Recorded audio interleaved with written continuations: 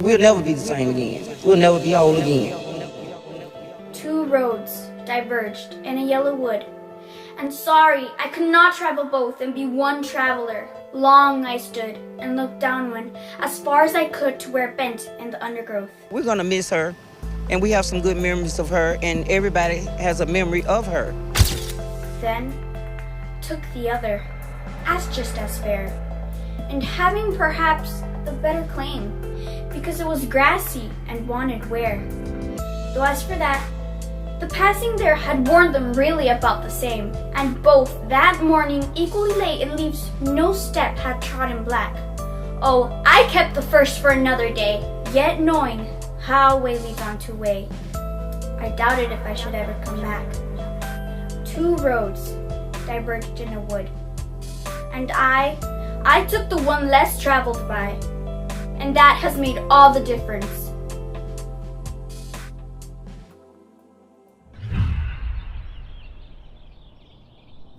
May 20th, 2000.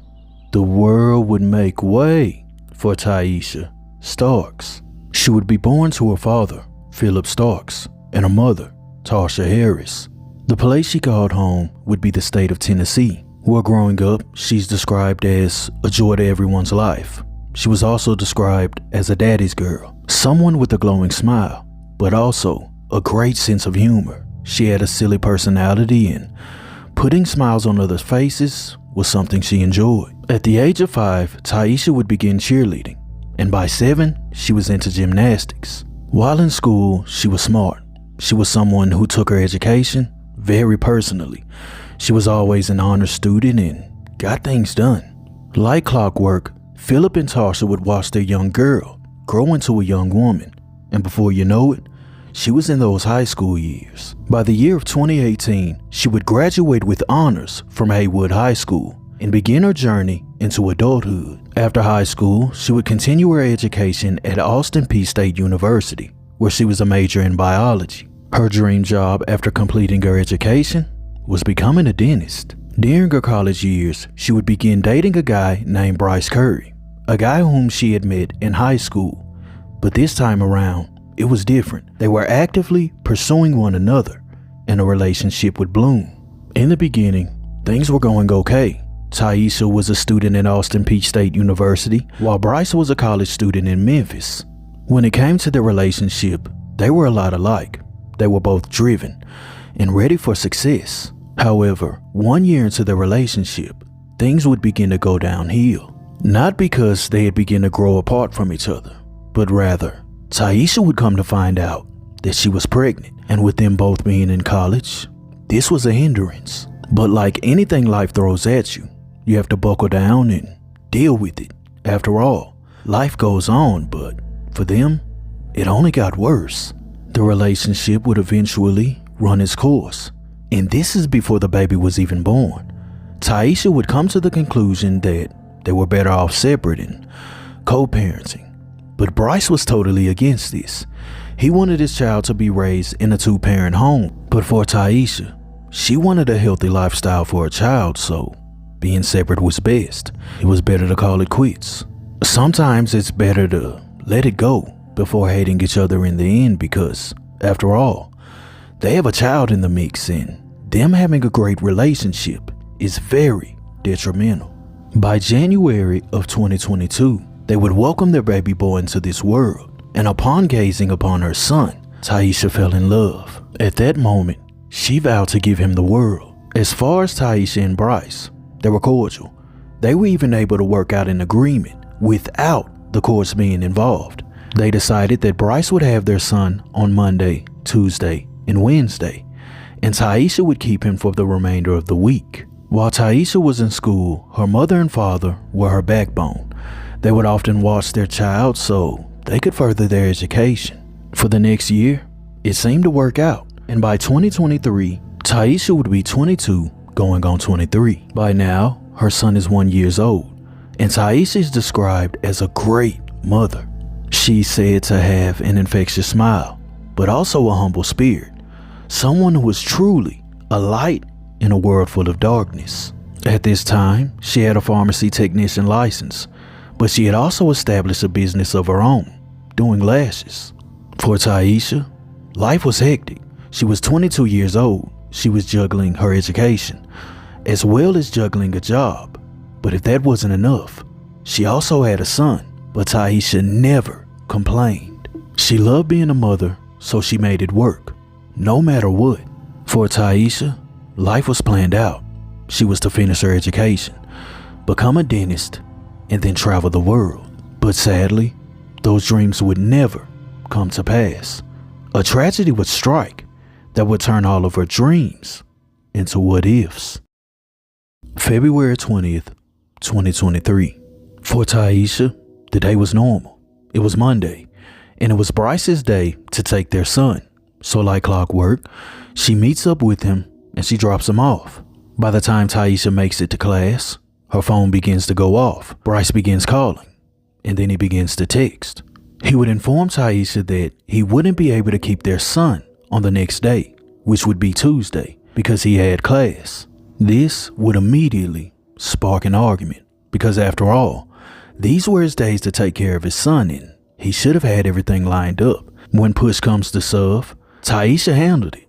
Whether she had her mother or her father watch their child, things were taken care of, so she felt like he needed to do the same. After all, they were parents.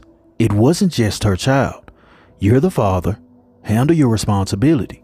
But at that time, Bryce was adamant that he basically didn't have a sitter. His parents weren't going to watch him, and neither was he. He had class, and that was final. Tyeasha was loving, caring, a bright soul, but she was no pushover, so she decided to call his parents, most likely to confront them on why they couldn't watch him. When Tyeasha's in a bind, her parent watches the child, so why couldn't they? But instead of making things better, it only made it worse. Tyeasha would begin arguing with his parents, so eventually Tyeasha's mother, Tyeasha, would get involved. She would call the parents in order to try and iron things out.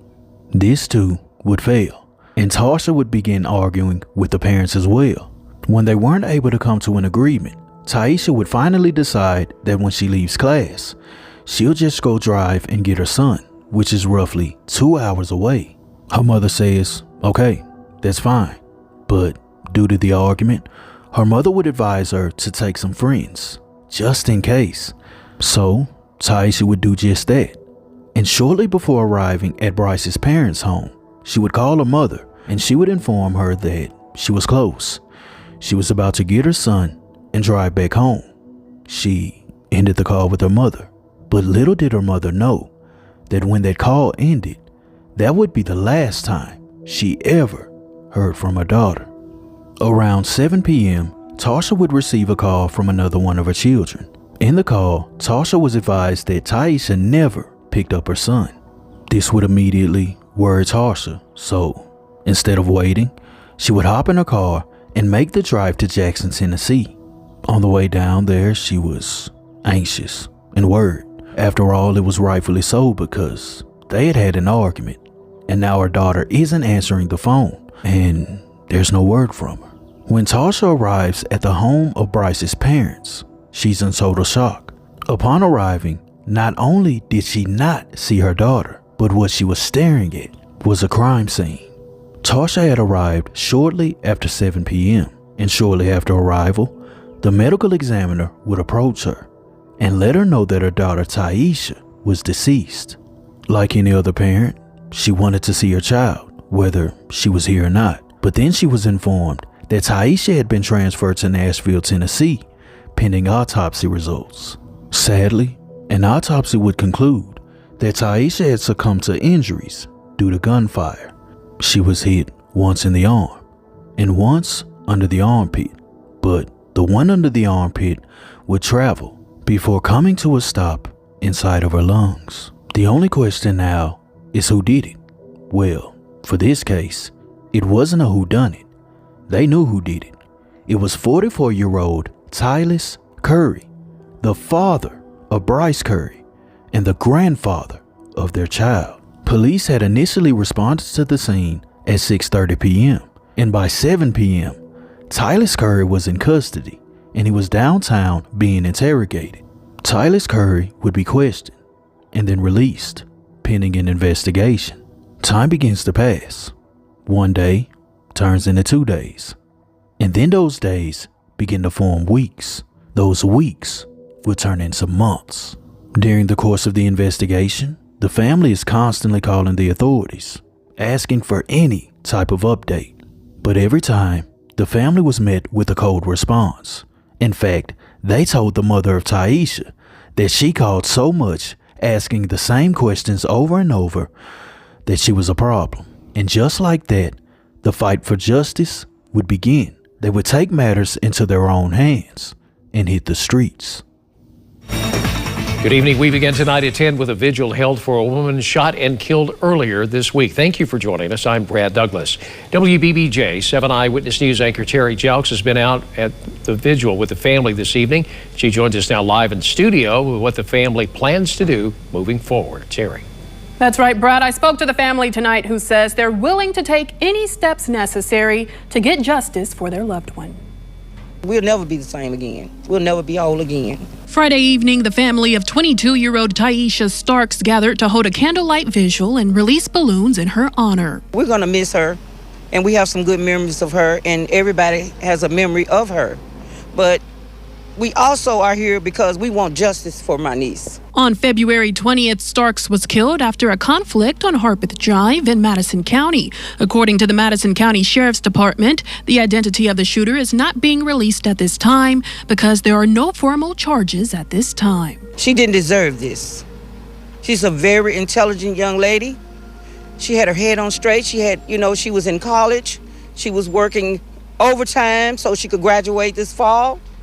And, it's just not fair. The family says they have been in contact with the Madison County Sheriff's Department during this investigation, but they are also asking the community for help going forward. We need any tips, anything, any video, anybody heard anything, they saw anything, do they know anything that's, we're not going by hearsay, we want facts. Also moving forward, a top priority for the family is to have Tyeasha's son reunited with their family. We want her son home. It's the most important thing right now is to have her son home with us and make sure he's safe. That's our number one priority. But seeking justice is not far behind it. Now the family says it will be a tough road ahead, but they will be working with authorities and the community to find out what happened to their loved one. The family is asking that the West Tennessee community keeps them in their prayers as they work to get justice for Tyeasha. Despite the pleas for justice, no charges were being filed against Tyeasha Curry. But why not? Well, this is where the story goes left. At the time of her passing, Tyeasha Curry declared that this was all self-defense and that he was in fear for his life. On the day Tyeasha went to pick up her son, she was with a couple of friends. One of those friends had handed Tyeasha a stun gun. Tyeasha Curry had told the authorities that she was actively arcing the device, which is basically a burst of energy that's meant to be a warning. He says that she arced and then he fired. The problem with this story is that Tyeasha was amongst two of her friends, and those friends said she never pulled the weapon. They simply got in an argument. Tyeasha went inside of the home, grabbed a weapon, and then came out firing. At this point, we have two witnesses saying that Tyeasha never pulled the stun gun. Yet, Tyeasha Curry was still a free man, which brings us to this next point. Why? Why was he free? Well, the elephant in the room is there was a recording of this incident. There was no video, but there was audio. In this audio, you can hear Tyeasha arguing with Bryce's father. She demands that they give him her child, so he says he has to get his things together. The father goes inside and shuts the door. The father comes back to the door, and for a brief period of time, you can hear words being exchanged. In this recording, you can hear Tyeasha actively arcing the device. Immediately afterwards, you can hear 5 shots being fired. From her friends' accounts, during the firing, Tyeasha would run to her vehicle. She would run around to the passenger side and then get in the driver's seat. At the time of entering the driver's seat, Tyeasha is already hit, but she puts her foot on the gas. She then attempts to speed off. She runs into a mailbox before ultimately passing out and crashing into a light pole. Tyeasha Starks would later be pronounced deceased. For the authorities, that recording was enough to prove self-defense. But why? Many may argue that a stun gun versus an actual weapon is no comparison. After all, it was verified that after she arced the device, Tyeasha Curry began firing, but he also stepped off of his porch and continued to pursue her while she was entering her vehicle. At that point, there was no threat. She was actively fleeing, so why no charges? There was one fatal mistake. The friends who arrived at the home with her had told the authorities that she never pulled the device, but in the recording, you can clearly hear a burst of electricity, which means either she had it out pointing towards him, or maybe just trying to warn him. To the authorities, the friends were saying she never pulled it, but after hearing it in the recording, they automatically deemed the friends as liars. I know in that moment, the friends wanted to help. I am in no way trying to throw shade their way, but that lie is why Tyeasha Curry never faced any charges. Once the witnesses were deemed not credible, that was it. The only thing they could do at that point was take Tyeasha Curry's account. The case would be closed and deemed self-defense. If you ask me how I feel about the situation, well, to be honest, I feel like it was cold and calculated. 3 hours before Tyeasha ever showed up, Tyeasha Curry had called the authorities and basically told them, "You need to get over here," which at that moment was implying he knew something bad was going to happen. At that moment, the authorities never showed up because the time frame was too far off. Tyeasha wouldn't arrive for 3 more hours, and when she did, she would ultimately lose her life. Do I think Tyeasha Curry was a threat on that day? I don't believe she was. During the autopsy, they would come to find that she was struck in the arm. This indicates that when the weapon was fired, she was in a defensive position, holding her arm up in self-defense. The other fatal hit was under her armpit, which indicates that she was turning around to run to the vehicle. In all honesty, I feel like Tyeasha Curry let his anger get the best of him. No more, no less. What do you guys think? Do you truly believe that this was a case of self-defense? Or was this cold and calculated? Will we ever know? Well, I doubt it. Because the final pages have now been written, and the ending of the story is completely heartbreaking. Rest in peace, Tyeasha Starks. Thank you for being a light for others. I truly hope you receive the justice that you deserve.